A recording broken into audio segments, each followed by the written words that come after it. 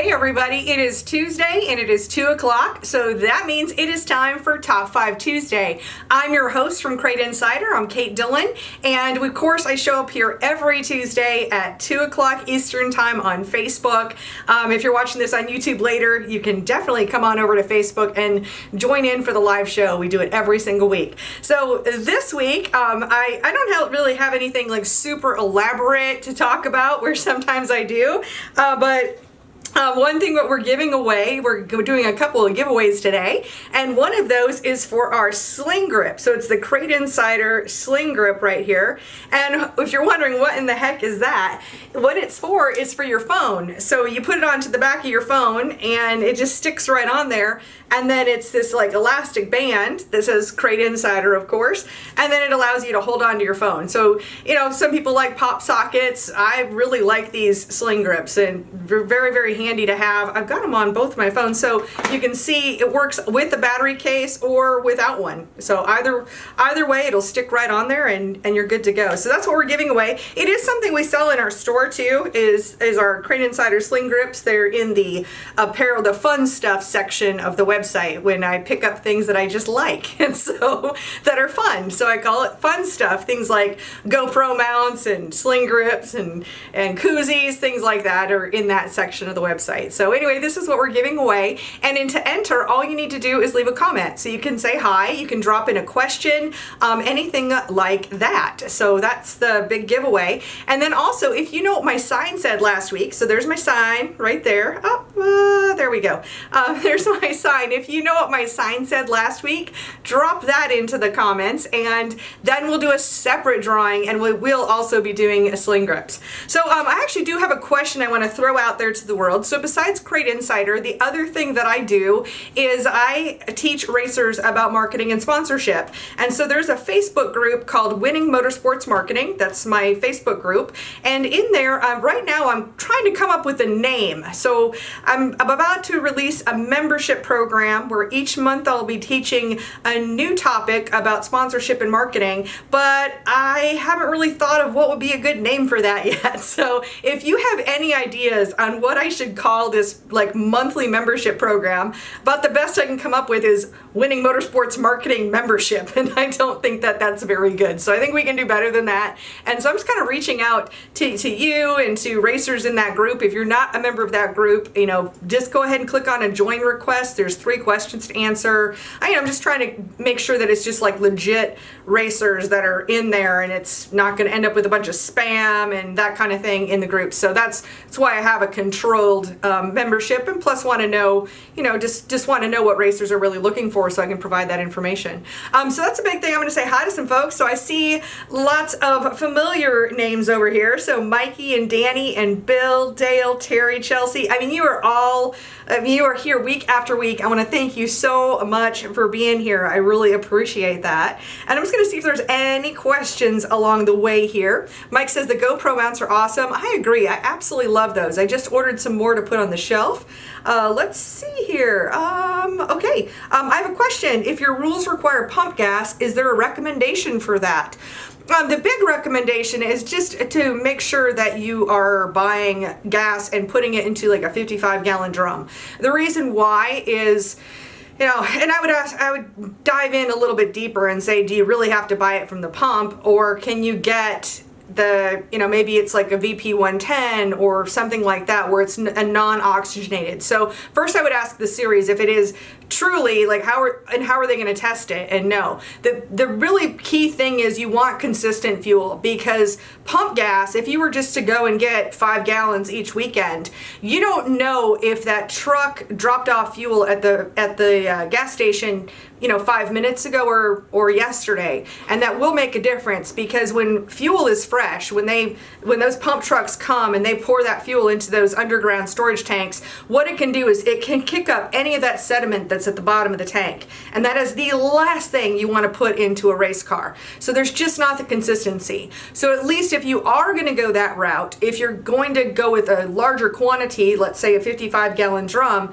then you can go ahead and get your carburetor set up for that fuel, and all of the sediment can also be, you know, at the bottom. You don't run into that, it can settle out and you can set up your carburetor. Because truthfully with crates, that's one of the key pieces right there is whatever is going on with your carburetor. And so having your carburetor set up right is going to make a huge difference. If you're changing your fuel from week to week to week and then dinking around with your carburetor all night, I mean, nobody has fun doing that. So not only will you have more fun because you're not wasting time doing stuff that you shouldn't have to do, but you can have more fun and you can work on getting better performance rather than just trying to overcompensate for problems. So that would be my take on pump gas if you absolutely have to use it. Okay, I'm gonna see if there's any other questions over here. Oh, it has to be 92 octane.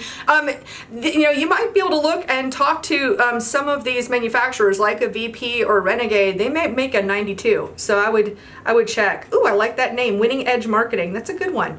Okay, let's see. Any new info on a fuel pump recommended for the Super Bowl system? Not anything new. If anything new's coming out, I would kind of look for that to happen closer to PRI. So I'll be looking out for that for sure. Am I coming to Modified Mania? I will not be coming to Modified Mania at Tri-City. I do have the next few races that I'll be at. I will be at the Pittsburgh, Pennsylvania Motor Speedway on next weekend, so October 4th and 5th. Then I will be in Charlotte, or Concord, I should say, for the World Short Track Championships. I always have to enunciate all of those words. It's hard to say, but that's the first weekend in November. And I guess those are the last two races that I will definitely be at, and it's hard to say. I might be somewhere else in the meantime, but thank you for letting me know about that. So with that, let's go ahead and jump into our top 5 products this week. And again, continue with any questions you have. I love answering questions, whether it's about these products or that we're talking about or any other products. Go ahead and drop them in there, and I'll do my best to go ahead and get those answered for you. So in the number 5 spot this week, this has been this is one of the products that's actually been our store for quite a while. When I was starting Crate Insider, I started Crate Insider in January of 2014. The website went live in April 1st, so April Fool's Day of 2014. But one of the very first manufacturers that allowed me to be a dealer for them was DRP Performance, and Lenny over there has always been great to work with. And so I was really happy to see that this week in the number 5 spot is our bearing spacers, our DRP bearing spacers, and these are for a wide 5, I believe here. It's it's a wide 5 bearing spacer. They're billet aluminum with the set screw, so you can see the set screw right there. Really nice product right here, and they run $49 each. They've just changed their packaging here recently, and I really like it. This bubble packaging. Not that you buy a product for the packaging. Maybe you don't. I do. But no, I buy this one because it's just such a great product, and it's always nice to see a nice presentation. So the DRP bearing spacers, these are in the number 5 spot this week. All right, next up in the number 4 spot, a product that's continued to be popular on Top 5 Tuesday is Daylube. And you may remember, I think it was maybe about a month and a half ago, that the rep Jason Grubb, from Daylube, he was here and he was a guest on the show. So it's really fun to have guests on Top 5 Tuesday. And Daylube, this works great for bearings. Pretty much any place that you need grease, you can use the Daylube. And it comes in a few different forms. This is the tube, so you can put it into a gun right here. And I don't know if this side opens up too. Oh yeah, there we go. It's white. So if you were wondering what color this grease is, it's a white grease. So anyway, you can buy it in the tube like this. You can buy it in a jar, or you can buy the syringe. So it's a 1 ounce syringe, and then you can use that to precision grease your bearings, because the one thing that we talked about was that you do not want to over grease your bearings. If you have too much grease in there, it cuts down on all the airflow, and then your grease ends up being an insulator and making your bearings even hotter, and that is not what you want. You want to get airflow through there. You want them to be smooth running and have airflow, and that's how you're going to get the best performance. So Daylube in the tube right here, it runs $45.79.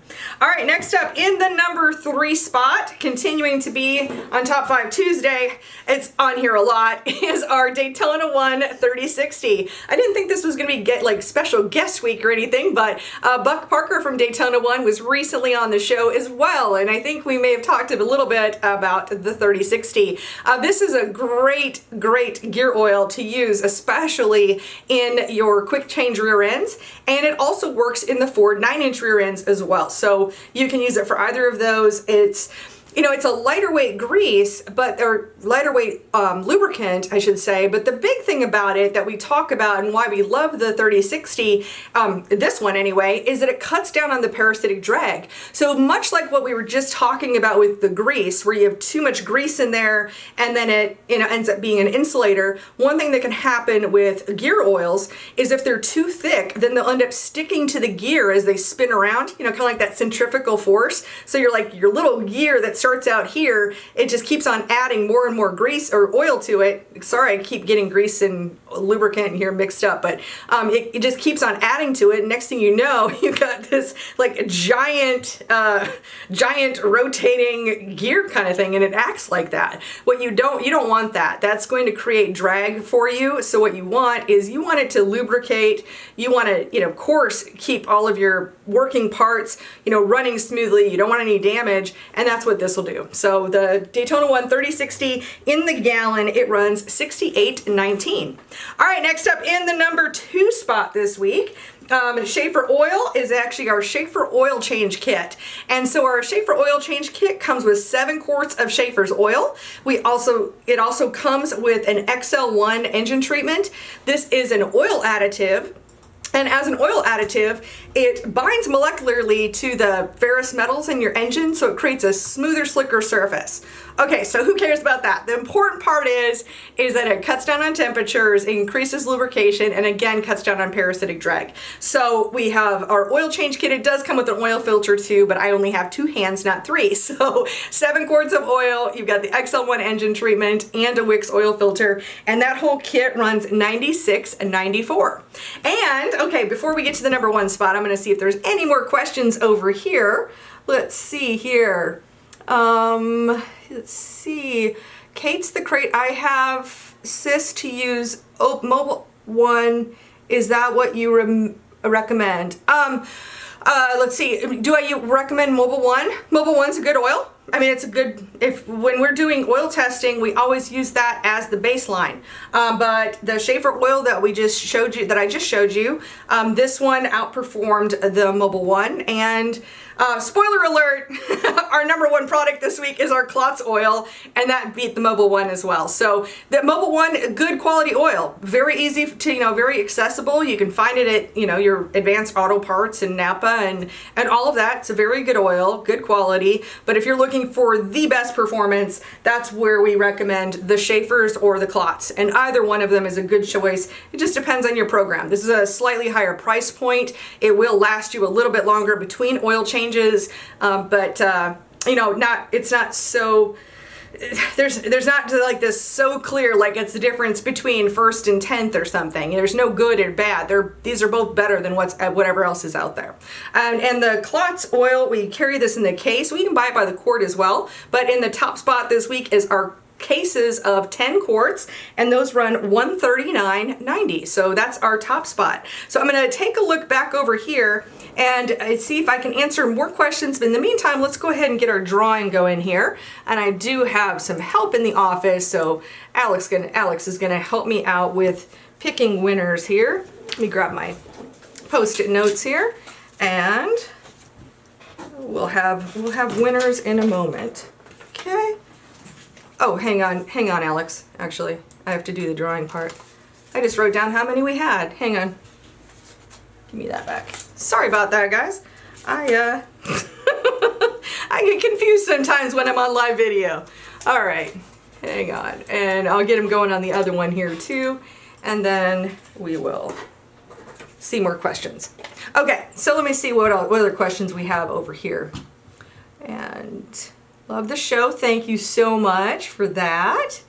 I need larger stickers. Yeah, I do actually. I need to work on that. One of those things. Daytona 1. Hey, they're here live, and we talked about 2 of your products. So thank you for being here. And here we go. They call it the fastest gear lube in the world. Okay, works with GM 7.5 and 8. Oh, okay, gotcha. Let's see. Okay. And Daytona 1 has answering some great questions over here, so I'm really glad to see that. Spark plug recommendations for David Bryant. Sure. Now, we have, for a long time, we have recommended the NGK R5724-8 spark plugs. Those are still a great spark plug. They're just really, really hard to get right now. So I don't know if my supplier just didn't bring enough into the country or what's going on there. So as a backup, what we are now selling is the Autolite AR94s. So those would be the spark plugs we would recommend.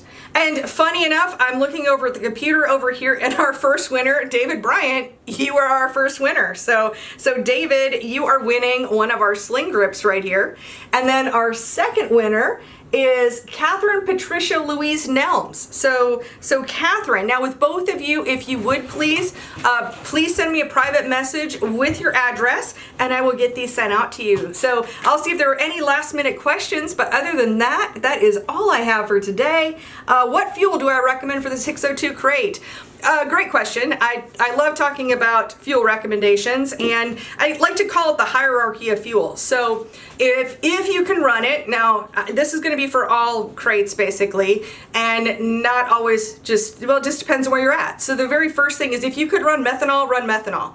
I don't know of any series that allow a methanol in the 602. So since you can't do that, and we can't run methanol on the East Coast anyway, then next choice would be oxygenated fuels. These would be your VP-CHP, your Renegade Ratman, or your Clot CR601. Those would be the oxygenated fuels. If you can't run oxygenated, but your series will allow you to run E85, run E85. That's the only time I recommend doing that. If you can't run that, then next would be any of your race gases, things like the VP110, somewhere around that 100 type of an octane. That would be your next. Really, that's kind of the sweet spot for crates, is that 100 octane. So that 110 is not too much of an overkill, and then that's pretty much it. So if you have to run pump gas, see what you can talk or take a look at the video where we were talking about pump gas a little bit earlier and what I would recommend there. But I would still buy race fuel. We definitely don't recommend airplane gas. Airplane gas is awesome when you're at 35,000 feet.